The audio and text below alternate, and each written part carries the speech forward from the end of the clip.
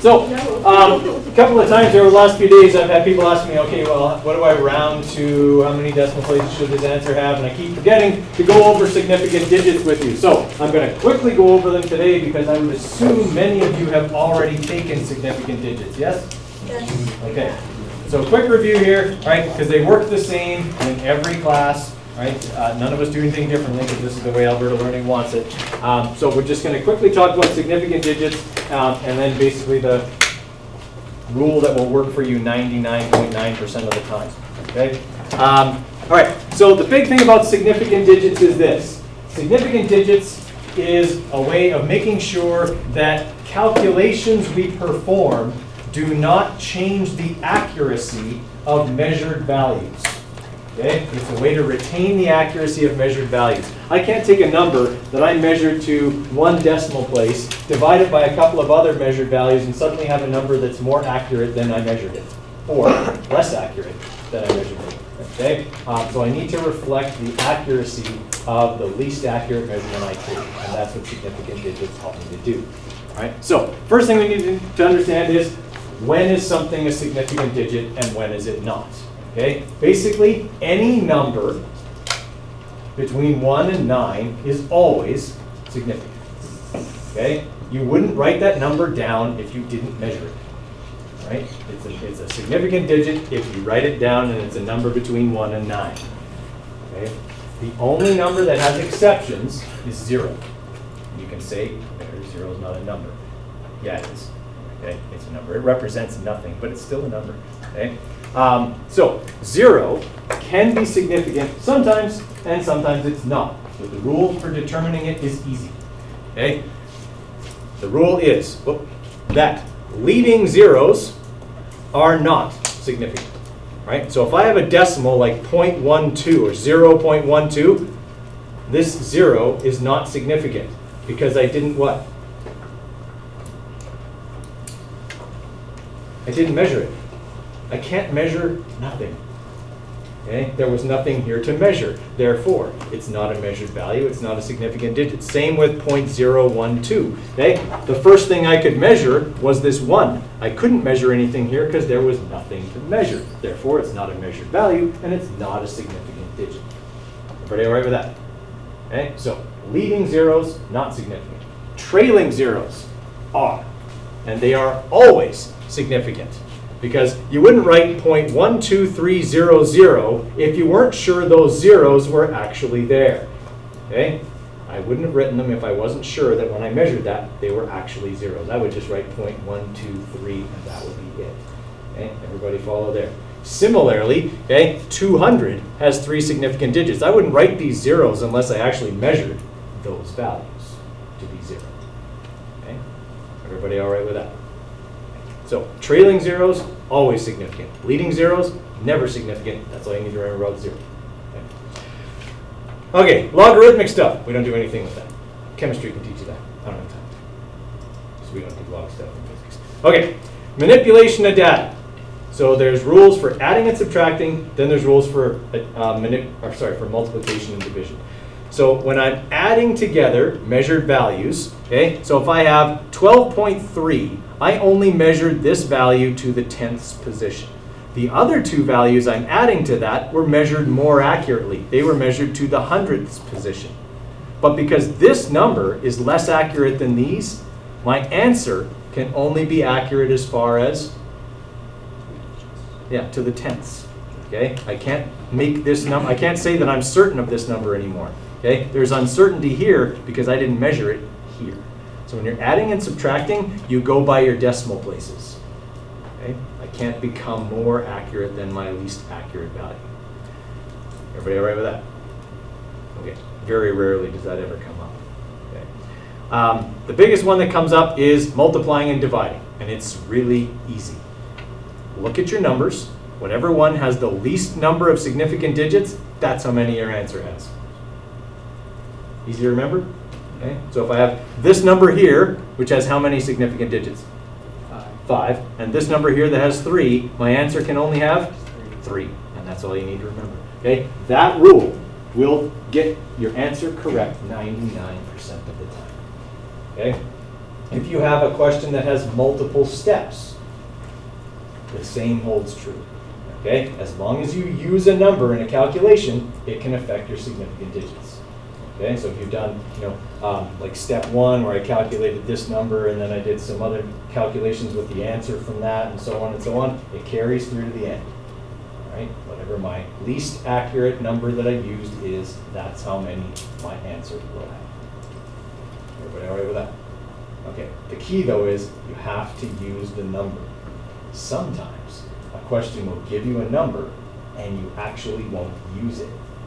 And usually when that happens, it's me checking to see if you remember this. It only counts if you use it. Okay? If you don't use it, it didn't affect your calculations, it didn't affect your accuracy, it doesn't count. Okay?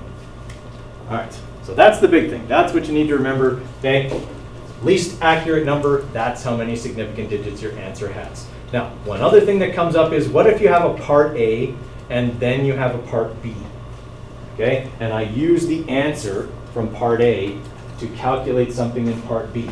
Do I go with the accuracy I started with, or do I go with my answer? The answer is, you take your answer for part A, get the right number of significant digits for it, and plug it into B.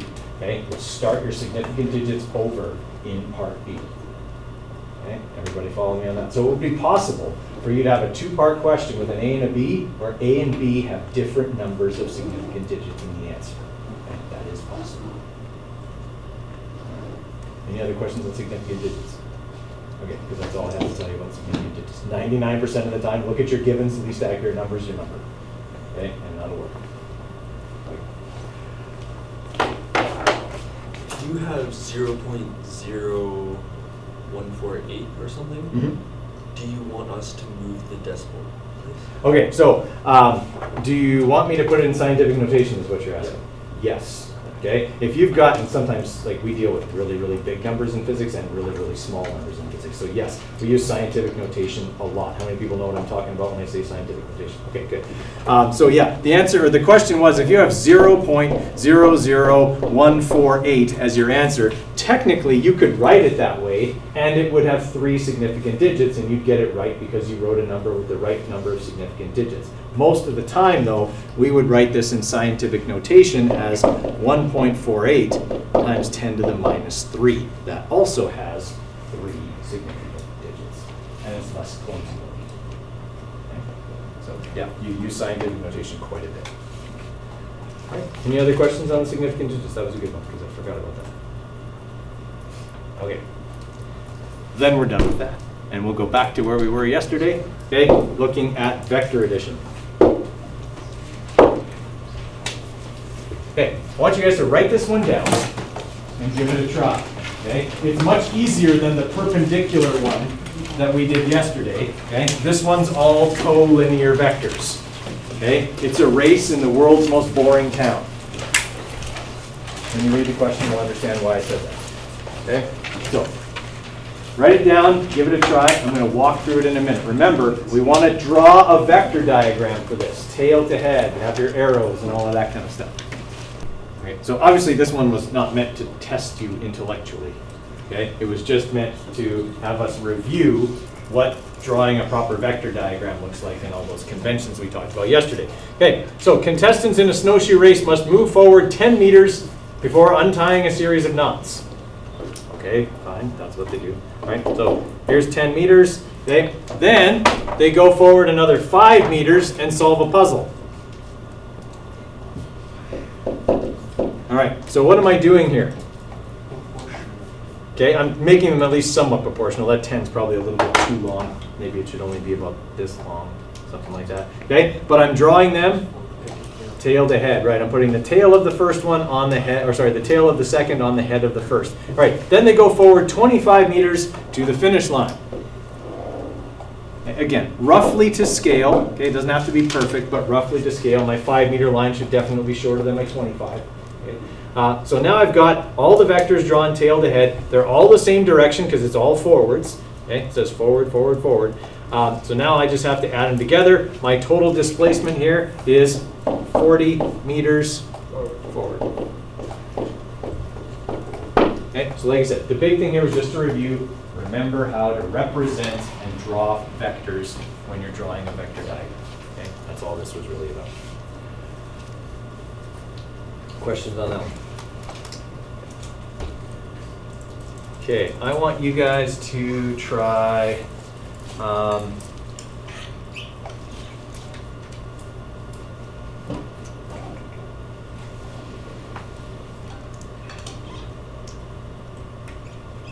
try number 7.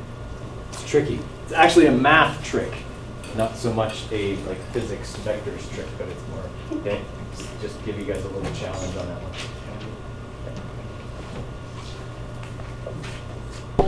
So for number 7, here's what we have to keep in mind, right? What we know is that the car goes 500 kilometers north. Then it comes back in 3 sequential parts, each one being 50 kilometers longer than the first one. The problem is I don't know how long the first one is. Okay? So from an equation perspective, it's going to look like this. What is 3 sequential? Sequential means one after the other. Yeah, so just one after the other. Okay? All right, so on the way back, I have a segment that is unknown. I'm just going to call it x. All right? The next one is 50 kilometers longer than x. Everybody okay with that? Okay, so I'm just going to write then x plus 50. How long is the next one? X plus 100. I didn't draw this very well. Okay, make this one longer. Okay, and then this next one will be x plus, and actually that's it. Sorry, there's only 3. So x plus 50, and x plus 100. That's it. Okay, that's what I've got. Everybody all right with that? Okay. The final position is 50 kilometers north of where we started. I actually had that drawn pretty well. Okay, so 50 kilometers north. So I know that this distance here is 50 kilometers. So how far back did I come? 450. Okay, now the question wants to know how big are each one of these? Well, I know they all add up to 450. So what I'm going to do is go x plus 50 plus x plus 100 equals 450. Okay, can I get all the x's together? Okay, so I'm going to subtract the 50 and the 100 over to this side. That's going to leave me with 300. Okay, and how many x's left over here? 3. So 3x equals 300. How big is x? 100. All right, so this first leg was 100. This one's 150. This one's 200. And we're done. Okay? It's an algebra trick. It's not really a physics trick. It's an algebra trick. Okay? As long as you realized each section had x in it, you could calculate what x was. That's not something I would ever ask you to do on a test. I just wanted to see how many people really could think algebraically. Okay. What's 200 minus 193? Write this one down and try it. Okay? This one's going to involve some of that perpendicular stuff that we talked about yesterday. Okay? Because you're going to end up with an overall displacement, okay, that is angled this time. Just like the last question we finished with yesterday. So draw the vector diagram. Find your total displacement with its vector. Give you a little bit of time on that one. Remember to draw everything tail to head. The little tip is this. I'm going to draw the diagram and see if you guys can take it from there. Because the diagram is actually the hardest part of this question. Okay? Getting the picture right so that you can get to the math. Okay? So what we have is the person left their tent to go to the lake. They walked 0.8 kilometers south. All right, so I'm going to say this is their starting point, their tent. They went 0.8 kilometers south, but they went straighter than that. Okay, 0.8 kilometers. Then they went 1.2 kilometers east.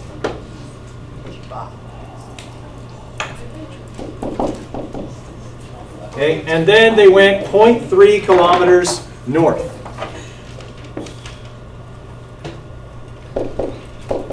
All right, so I've drawn everything pretty much to scale here, all right, at least reasonably well. Where would I draw a line right now that would represent their total displacement? From the tip of the blue to the tent. Right. Okay, so from the tent to the tip of the blue if I'm going from start to finish, right? Okay, so that'll be, we'll do that in green just so we got a separate chunk. All right, so that line there represents my total displacement. I went somewhat east and somewhat south. Right, okay, I went those two directions. If I'm going to calculate how big this is, I should probably find out how far east and how far south I ended up going. We call those the y and x components of the motion. Okay? So what we're looking for is the total displacement, that's the magnitude of the line, and its direction. I need you to see if you can find those things now with that picture to help you. All right, I'll give you a couple more minutes. So the reason I'm having you do this question right now is it's going to set up where we're headed to, which is when we have a bunch of vectors that are all angled. Right? Anytime we're adding vectors together, we want to find out the total x and the total y amounts so that we can always make a right angle triangle. All right? So in this question here, the person goes 0.8 kilometers south and then 0.3 kilometers north. Those are both what we would call vertical or y components. Okay? They add up to, this person ends up how far south of where they started? 0.5 kilometers south of where they started. I'm just dealing with the south part. Okay? So when all this is said and done, they're half a kilometer south of where they started. They're also how far east of where they started? 1.2. Okay, so those are the two parts we need because they are the x and y components of the total displacement. Okay, there is horizontal and vertical parts. And I can use them because they're in a right angle triangle to calculate d as well as the angle. So first thing I want to do is calculate d, and I'm just going to use Pythagorean theorem to do that. Right? So d, the magnitude of it anyway, will be 1.2 squared plus 0.5 squared, which should come out to 1.3 kilometers. Okay? Everybody all right with that? All right. So I know that this line, the total displacement from where they started, is 1.3 kilometers. But displacement's a vector quantity. I also need to know what direction that is. So I've got to find the angle. I'm going to use the opposite and adjacent sides to find that. But realistically, I know all sides. I could use sine, cos, or tan at this point to calculate the angle. You pick whatever your favorite trig function is. It makes no never mind for me. Okay? I just use tan because I like tan. It's my favorite. Right? So I'm going to say that theta equals tan to the minus 1 of the opposite side, 0.5, divided by the adjacent side, 1.2. Okay? It's important that I keep those straight. If I reverse them or mix them up, I'm going to get the wrong angle. Okay, so when I do that, okay, I'm going to have second tan of 0.5 divided by 1.2. Whoops, that's not what I want. Second tan 0.5 divided by 1.2. All right, so I'm getting 22.62 degrees. Okay, I've only got two significant figures here, so I should make this how many degrees? 23 degrees, right? All right, and which direction is this? South of east, right? It's the angle arc is touching east, and I'm going south of that. So this is south of east. So my final answer for this question would be that the total displacement is 1.3 kilometers at 23 degrees south of east. Now, is it possible that you may have drawn the triangle this way? Yes. Yes. Is that okay? Yes. Yes. The only difference is you are going to get this angle instead. That angle is going to be 67 degrees east of south. And both of those answers would be right because they are the same direction.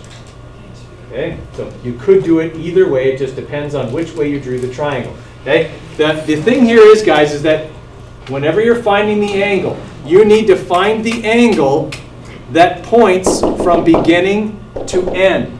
Sometimes I have people draw this triangle and then they find this angle. And though it's 67 degrees, it's west of north, and it's not right because I didn't end up here by going west of north. unless I walked all the way around the world and came back to that position. Okay? That would be the only way to do that, and if the question specifically says I did not do that. Right? Everybody follow me on that? Okay, so that's the thing to remember. You're always looking for an angle that kind of surrounds the starting point. All right, any other questions on that one? Okay.